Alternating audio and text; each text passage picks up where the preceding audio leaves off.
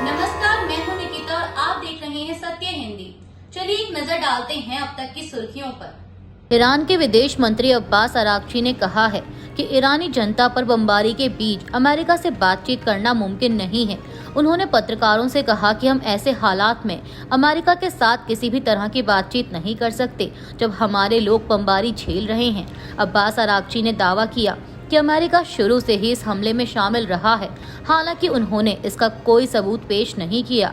उन्होंने इस्तांबुल में पत्रकारों से बात करते हुए कहा कि वह कूटनीतिक बातचीत के लिए तैयार हैं।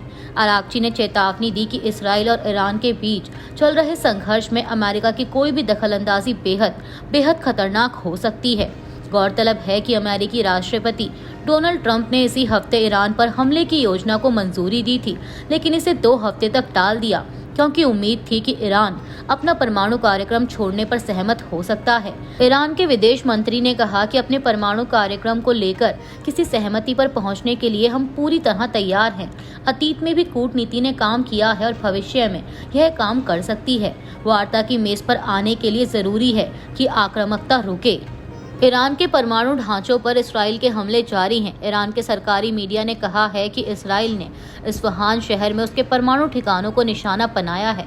ये भी कहा गया है कि ईरान के एयर डिफेंस ने इस हमले का जवाब दिया। इस दौरान धमाकों की जोरदार आवाजें सुनी गईं। हालांकि इस हमले से किसी खतरनाक तत्व के रिसाव की कोई जानकारी नहीं है। फॉक्स न्यूज एजेंसी के अनुसार अभी तक संयुक्त राष्ट्र की एटॉमिक एजेंसी ने भी इस परमाणु केंद्र की स्थिति के बारे में कोई जानकारी नहीं दी है। वहीं इस्राएली सेना ने कहा है कि शुक्रवार और शनिवार की दरमियानी रात उसने ईरान के मिसाइल स्टोरेज और इंफ्रास्ट्रक्चर साइटों को निशाना बनाकर कई हमले किए हैं। इसराइल के रक्षा मंत्री इसराइल काट्स ने शनिवार को कहा है कि आईडीएफ ने ईरान के कुम शहर में एक रिहायशी इमारत पर हमला किया, जिसमें ईरान के सीनियर कमांडर की मौत हो गई। इसराइल काट्स ने कहा कि सईद इजादी ने 7 अक्टूबर 2023 को हमास के इसराइल पर हमले को वित्तीय मदद दी थी। उन्होंने कहा कि इस्राएली खुफिया विभाग और वायुसेना के लिए बड़ी उपलब्धि है। कत्ल किए गए लोगों और बंधकों के लिए न्याय है। इसराइल के लंबे हाथ उसके सारे दुश्मनों तक पहुंचेंगे। मीडिया रिपोर्ट्स के मुताबिक इजादी ईरान की शक्तिशाली कुद्स फोर्स के सदस्य थे। ये इस्लामिक रेवोल्यूशनरी गार्ड कोर की एक शाखा है। हालांकि इस्लामिक रेवोल्यूशनरी गार्ड कोर ने अभी तक इजादी की मौत की पुष्टि नहीं की है। अब ईरान और इसराइल संघर्ष पर कांग्रेस संसदीय दल की अध्यक्ष सोनिया गांधी बोली हैं। उन्होंने अंग्रेजी अखबार द हिंदू में ईरान और इसराइल संघर्ष का जिक्र करते हुए एक लेख लिखा है। लेख में सोनिया गांधी ने लिखा कि ईरान लंबे समय से भारत का करीबी दोस्त रहा है और हमारे रिश्ते ऐतिहासिक और सांस्कृतिक रूप से गहरे जुड़े हुए हैं। ईरान ने कई अहम मौकों पर भारत का समर्थन किया, खासकर जम्मू कश्मीर जैसे संवेदनशील मुद्दे पर।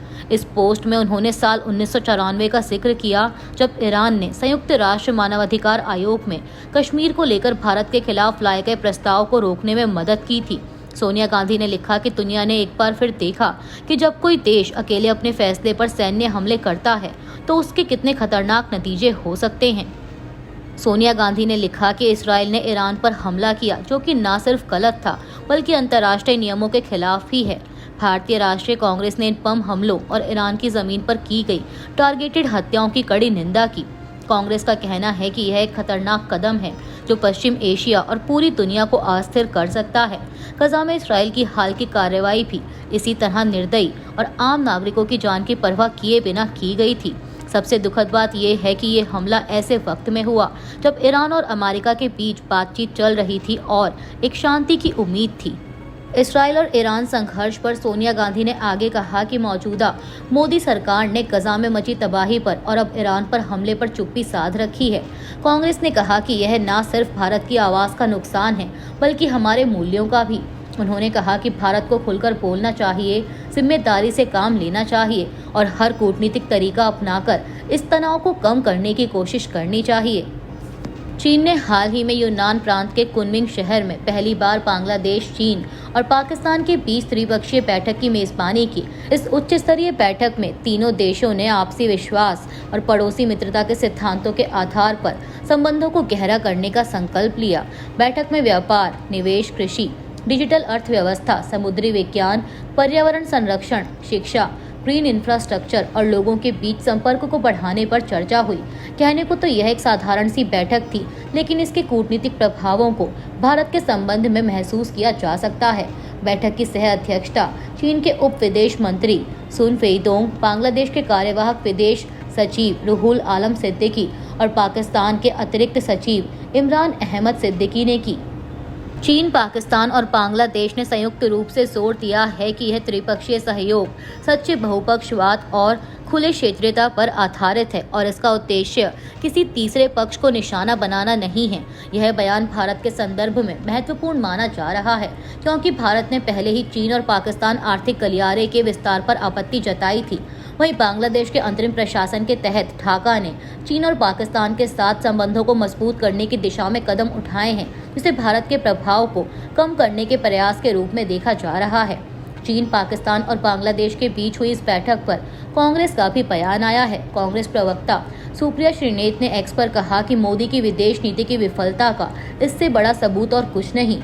इंदिरा गांधी ने पाकिस्तान को 2 हिस्सों में बांटकर बांग्लादेश बनाया, जो भारत का मित्र बना रहा, और अब पाकिस्तान, चीन और बांग्लादेश दक्षिण एशिया में रणनीतिक हितों को आगे बढ़ाने के लिए अपनी पहली त्रिपक्षीय बैठक कर रहे हैं। पाकिस्तान सरकार ने हाल ही में अमेरिकी राष्ट्रपति डोनाल्ड ट्रंप को 2026 के नोबेल शांति पुरस्कार के लिए नामांकित करने की घोषणा की है। यह नामांकन 2025 में भारत और पाकिस्तान के बीच हुए सैन्य तनाव को कम करने में ट्रंप की निर्णायक कूटनीतिक हस्तक्षेप और महत्वपूर्ण नेतृत्व के लिए किया गया है, लेकिन इसका संबंध सीधे भारत से है। पाकिस्तान का दावा है कि ट्रंप की बैक चैनल कूटनीति ने दोनों परमाणु शक्ति संपन्न देशों के बीच एक बड़े युद्ध को टालने में मदद की। ट्रंप यही बात 12 बार बता चुके हैं कि उन्होंने भारत और पाकिस्तान के बीच युद्ध रुकवा दिया। हालांकि भारत ने इस दावे को सिरे से खारिज करते हुए कहा है कि संघर्ष विराम दोनों देशों के सैन्य अधिकारियों के बीच सीधी बातचीत के जरिए हुआ, न कि अमेरिकी मध्यस्थता से। वहीं अब पाकिस्तान का यह कदम कूटनीतिक रूप से सोचा समझा माना जा रहा है। ट्रंप को नोबेल पुरस्कार के लिए नामांकित करके पाकिस्तान न केवल ट्रंप प्रशासन के साथ अपने संबंधों को मजबूत करने का प्रयास कर रहा है, बल्कि क्षेत्रीय और वैश्विक मंच पर अपनी स्थिति को भी सुदृढ़ करना चाहता है। अमेरिकी राष्ट्रपति डोनाल्ड ट्रंप ने भी अपनी social media platform truth social पर एक पोस्ट में कहा है कि मुझे नोबेल शांति पुरस्कार नहीं मिलेगा, चाहे मैं कुछ भी करूं। उन्होंने भारत और पाकिस्तान संघर्ष को रोकने, कांगो रवांडा शांति संधि और सर्बिया कोसोवो जैसे अन्य वैश्विक संघर्षों में अपनी भूमिका का उल्लेख किया। ट्रंप ने यह भी शिकायत की कि नोबेल पुरस्कार केवल उदारवादियों को दिया जाता है। ट्रंप के पूर्व राष्ट्रीय सुरक्षा सलाहकार जॉन बोल्टन ने कहा कि ट्रंप का यह बयान उनकी व्यक्तिगत महत्वाकांक्षाओं को दर्शाता है। बोल्टन के अनुसार ट्रंप को लगता है कि अगर ओबामा को बिना किसी ठोस उपलब्धि के नोबेल मिल सकता है तो उन्हें भी यह पुरस्कार मिलना चाहिए। बता दें कि पूर्व राष्ट्रपति बराक ओबामा को 2009 में केवल 8 महीने के कार्यकाल के बाद यह पुरस्कार मिला था, जिस पर ट्रंप ने खासी नाराजगी जताई थी। बिहार के मुख्यमंत्री नीतीश कुमार ने राज्य स्तरीय पेंशन योजना बढ़ाने को लेकर ऐलान किया है। उन्होंने अपने सोशल मीडिया अकाउंट पर लिखा कि मुझे यह बताते हुए खुशी हो रही है कि सामाजिक सुरक्षा पेंशन योजना के तहत सभी वृद्धजनों, दिव्यांगजनों और विधवा महिलाओं को अब हर महीने 400 रुपए की जगह 1100 रुपए की पेंशन मिलेगी। नीतीश कुमार ने बताया कि पेंशन की बढ़ी हुई राशि इसी साल जुलाई महीने से दी जाएगी। उन्होंने आगे लिखा कि सभी लाभार्थियों को जुलाई महीने से पेंशन बढ़ी हुई दर पर मिलेगी। ये सुनिश्चित किया जाएगा कि सभी लाभार्थियों के खाते में यह राशि महीने की 10 तारीख को भेजी जाए। इससे 1,09,69,255 लाभार्थियों को मदद मिलेगी। बता दें कि बिहार में इसी साल चुनाव होने हैं और सत्तारूढ़ जेडीयू अपना वोट बेस एकजुट बनाए रखने की पूरी कोशिश कर रही है। अभी के लिए बस इतना ही। बाकी की खबरों के लिए बने रहिए सत्य हिंदी के साथ। Copyright disclaimer under Section 107 of the Copyright Act 1976. Allowance is made for fair use for purposes such as criticism, comment, news reporting, scholarship, and research. Fair use is a use permitted by copyright statute that might otherwise be infringing.